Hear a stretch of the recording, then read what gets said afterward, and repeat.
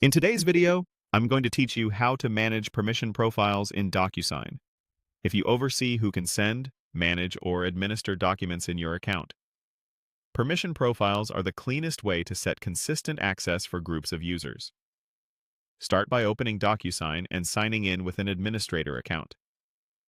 Permission profiles live in the admin area, so from the top navigation, click Admin. In the left-hand menu, select Permission Profiles. This page lists every profile available in your account, along with options to create, review, and reuse them. It's a great place to standardize what different roles can do. To add a new profile, click Add Permission Profile. A setup panel opens with the key fields highlighted. Give the profile a clear, descriptive name so teammates can recognize its purpose at a glance. If there's a description field, use it to note when to apply the profile or what team it's for. Clear naming will save you time as your organization grows. Before you commit to a brand new configuration, it's often helpful to review an existing profile. Next to any profile, open the Actions menu and choose View to quickly inspect its settings. This lets you confirm whether an existing configuration already fits your needs or could serve as a good starting point. When you're done reviewing, click Close to return to the list. If you prefer to reuse a structure, you can use the Actions menu to copy an existing profile and then adjust only what's necessary.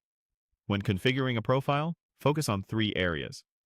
Under Administration, decide whether this role should have full admin rights or limited access, such as viewing reports or managing specific settings only.